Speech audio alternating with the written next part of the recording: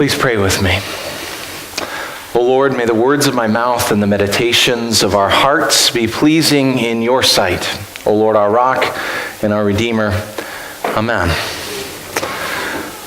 Late one night, a burglar broke into a house he thought was empty. He stealthily crept through the lounge and was stopped dead in his tracks as he heard a loud voice cry out clearly, "Jesus is watching you." Silence returned to the house, so the burglar kept on going. "Jesus is watching you."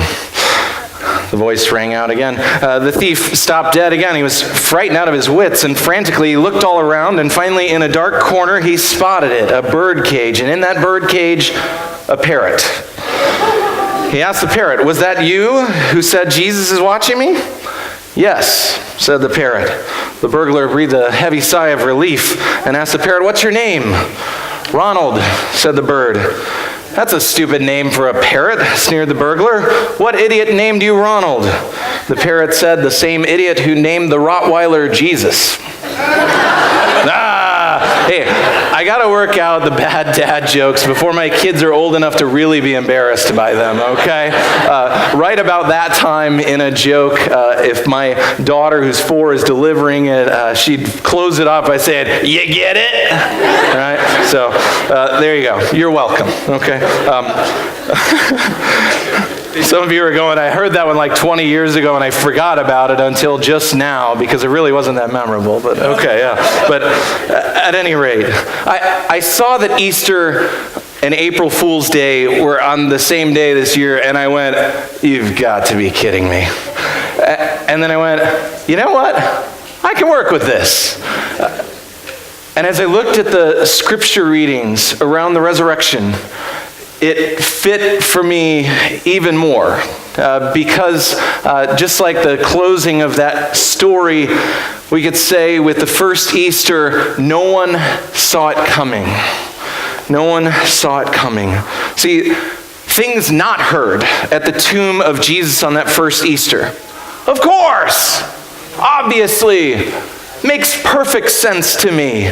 Never doubted it for a minute. Played out exactly like I thought. Nobody said that. More like, is this some kind of sick joke? Is this some kind of April Fool's Day prank? What in the world took place here? Everybody was grappling with that very same question. You see, the women, this band of women who, by the way, have a brilliant backstory if you want to look into it in Luke 8. This band of women who were bankrolling Jesus' ministry operation, by the way, partially out of Herod's own household funds, the acting king at the time. This band of women came to the tomb on Easter Sunday fully expecting to anoint a rotting corpse. The corpse of their rabbi. They came to honor their teacher who they had seen publicly, brutally executed just a few days beforehand. They came fully expecting that. And what else could they have expected, right? Because this is the normal way of things. However, they got to the tomb and it was empty, and there were these angels there that said, "Why are you looking for the living among the dead? Shouldn't it be obvious to you that these things are possible with God?" Is basically kind of the message of the angels. And then what happens as those same women go back to the first followers of Jesus, the ones who spent so much time with him during those 3 years? They didn't believe a word of it. They thought it was nonsense, idle talk, fiction, a lie, like some kind of sick joke. So even though Jesus foretold it, it was still a total surprise to everyone, this Easter event. N.T. Wright, a renowned New Testament scholar, writes this about Easter. From the beginning, the gospel is good news, not least because it dares to tell us things we didn't expect, weren't inclined to believe, and couldn't understand. Did we expect the gospel would be something obvious, something that we ourselves could have dreamed up? So friends, on this Easter, some 2,000 years later, I give you permission to be astonished once again, like those first followers of Jesus, to grapple with the craziness of it all. I give you freedom to wonder with them at what God had done in this place. I invite you to embrace the shock, the surprise, the mystery of the empty tomb. We could say and own fully that a thing like resurrection might very well seem totally ridiculous. Let's just own that right now. And yet, from the standpoint of history and hindsight, it's not altogether unreasonable. And isn't that interesting, how those two things can come together? Ridiculous and reasonable.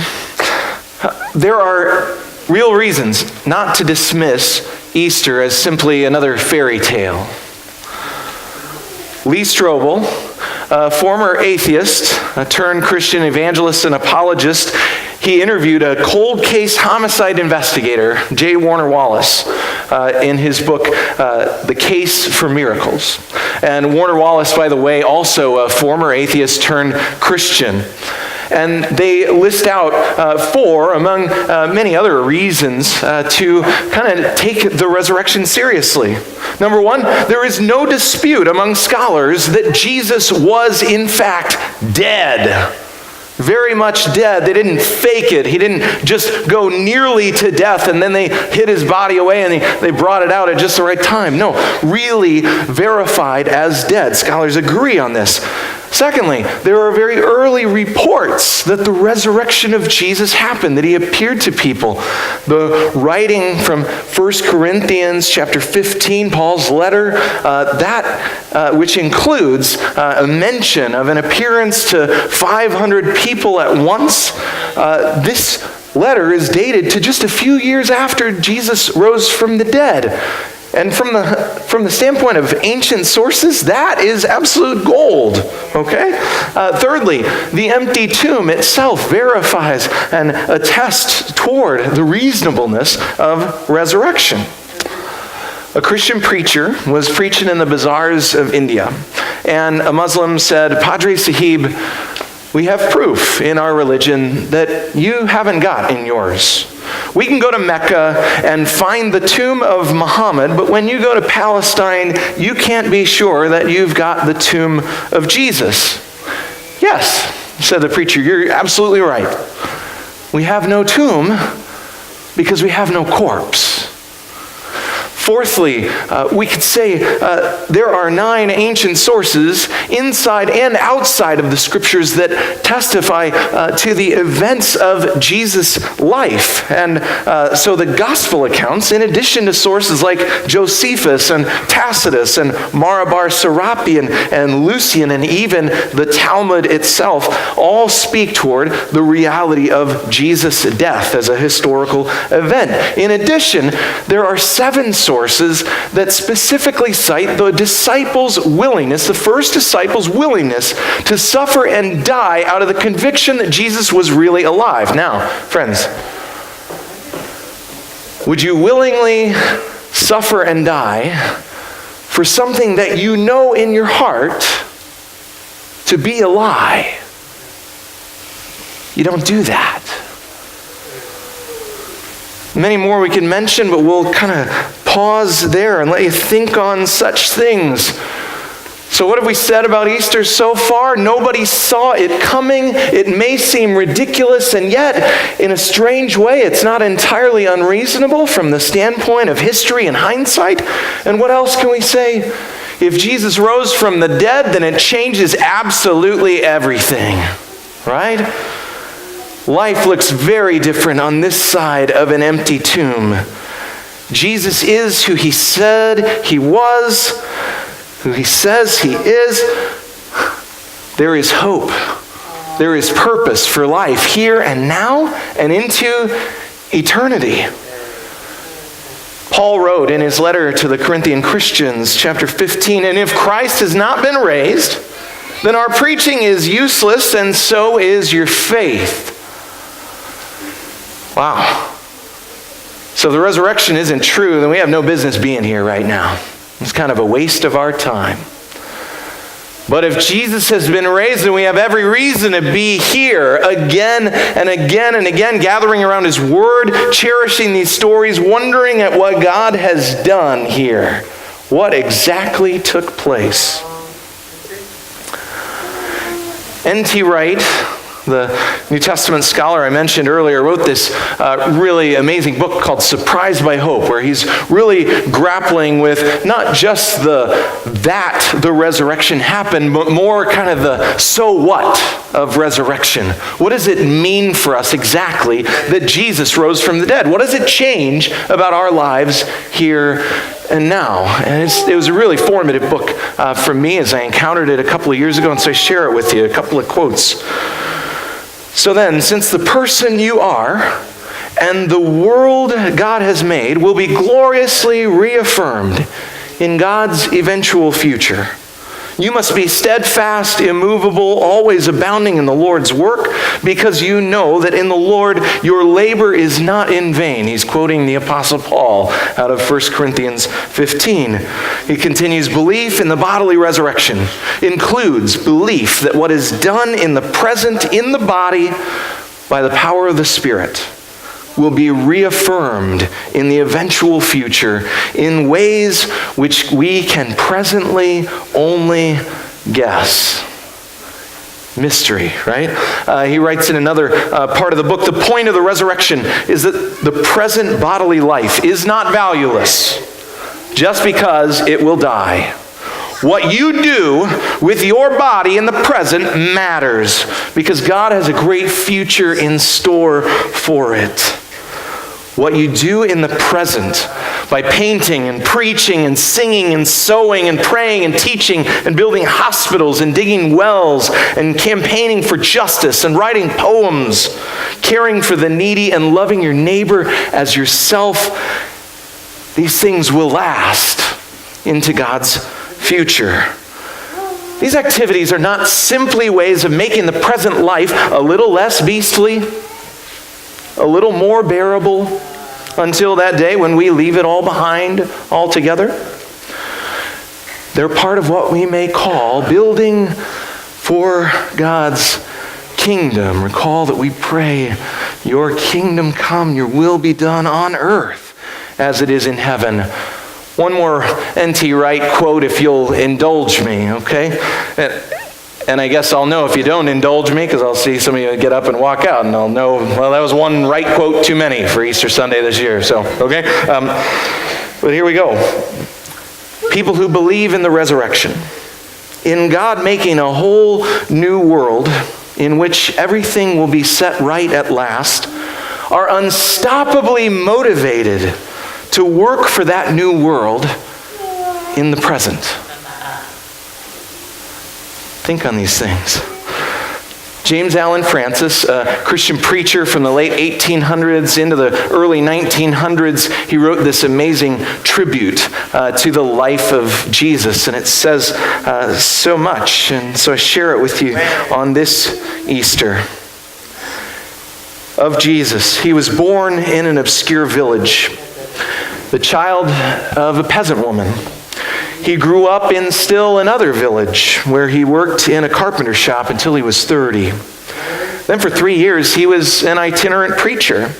He never wrote a book. He never held an office. He never had a family or owned a house. He didn't go to college. He never visited a big city. He never even traveled 200 miles from the place he was born. He did none of the things we usually associate with greatness. He had no credentials but himself. He was only 33 when the tide of public opinion turned against him. His friends ran away. He was turned over to his enemies and experienced the mockery of a trial. He was nailed to a cross between two thieves. And while he was dying, his executioners gambled for his clothing, the only property he had on the earth. When he was dead, he was laid in a borrowed grave through the pity of a friend. And then at the time that this was written, 19 centuries have come and gone. And today, he is the central figure of the human race and the leader of mankind's progress. All the armies that ever marched, all the navies that ever sailed, all the parliaments that ever sat, all the kings that ever reigned put together have not impacted the life of humankind on planet Earth as much as that one solitary life. Friends, by all accounts, from a historical perspective, Jesus really was kind of a nobody, a loser, an everyman, and yet we celebrate him still. I propose to you on this Easter, some 2,000 years later, that the miracle of the resurrection, the greatest miracle of it all, is that the miracle of the resurrection is still happening today. We're still celebrating it today. It's still turning the world over today. It's still changing lives even still. It's changed my life completely, set it on a new trajectory. It's changed many of yours, and still more yet to come. Maybe that's the most remarkable part yet. You see, our lives are the testimony to the power of this one who became weak and died a brutal death in our place. Our lives are a testimony to this one who died so that we may live. Our lives are a testimony to the one who lives even still and who will come again in order to bring us into that fullest life, in order to make all things right, to make all the sad things come untrue as promised. It's what we're all waiting for. When the resurrection first happened, nobody believed it. Everybody thought it was ridiculous and a joke. When the women came, having seen the empty tomb, they reported it to those first followers, and they laughed at them. But Peter, not Peter, he thought about it for a minute, and then he got up and he ran. He ran from that place, that upper room, that place of fear, and he went to the tomb where Jesus had been laid, and he checked it out for himself in order that he could get to the bottom of it to the best of his ability. He sought the truth, and there standing at the empty tomb near the empty grave clothes of his Lord, he wondered to himself what it all meant. And God, what does this mean for me and my life right now? Friends, I don't know